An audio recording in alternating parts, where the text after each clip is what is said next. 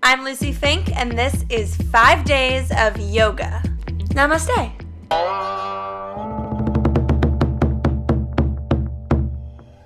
Since its origins in ancient India over 5,000 years ago, the term yoga has been applied to a variety of practices and methods. It's physical, it's mental, it's spiritual. Tons of different religions and ways of life practice yoga for their own unique purpose in their own unique way. In today's society, many people have an idea of what yoga is or what it should be for our bodies and minds. Even I do. I think yoga should be zen and quiet and peaceful, but who knows if that's really the only thing yoga can be. I always say that I want to do yoga 2 times a week. I've been saying that for about 4 months now, and I haven't been able to get out of the house to just actually do it. So that tells me that maybe I just haven't found my practice yet.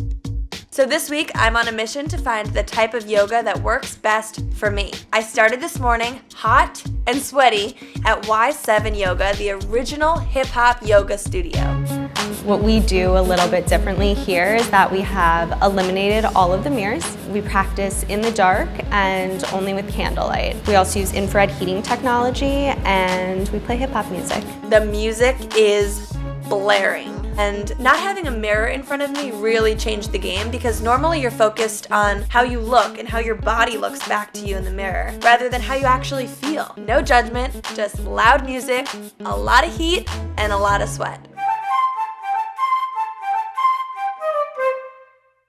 I couldn't do 5 days of yoga without visiting my best friend's mom. Hi, Lucie! Hi!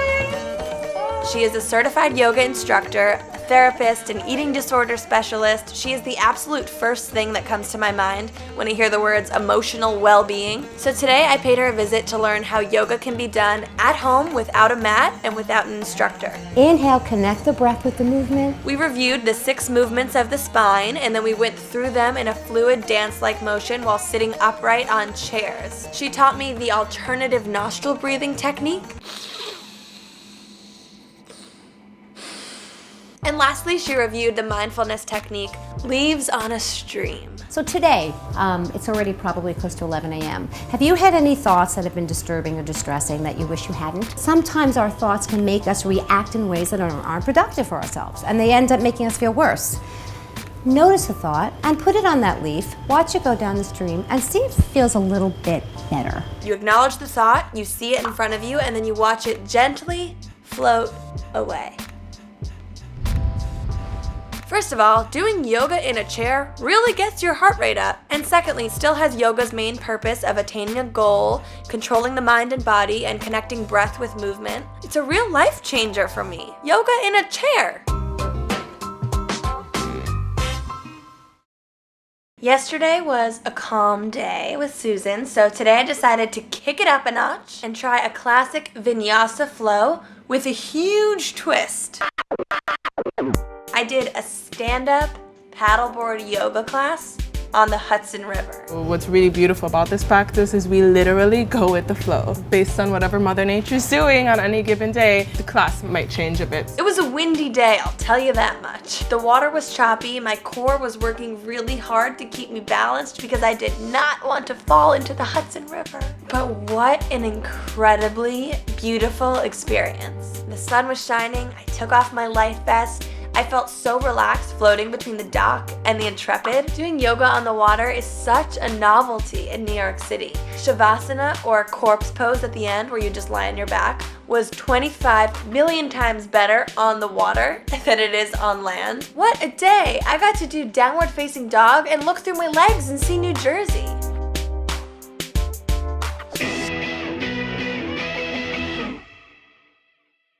Paddleboard yoga was absolutely the most intense workout of the week so far, so much so that I couldn't even make my bed this morning.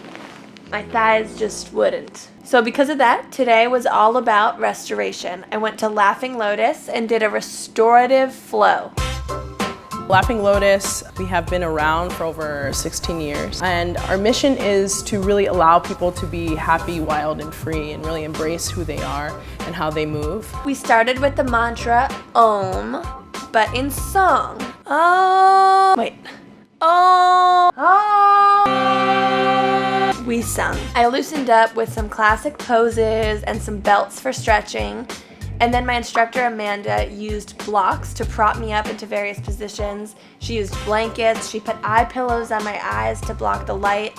I was so comfortable. Restorative yoga is great for relaxing, of course, the mind and really allowing the mind to quiet. Especially in New York City, you need moments to really find that serene place. Poses are held for a long period of time, but they're not difficult or painful poses. They're more just like deep stretches. The hardest part for me was staying still. This class was not my normal speed. Of course, I had an itch on my leg and then a tickle in my nose, and then I needed to readjust my toe. You know, I was that girl. I definitely think learning to be still is a huge part of mastering restorative yoga. And even though it's like adult nap time in there, it still is an art form. And at the end, I felt like I had just slept for hours. Wow.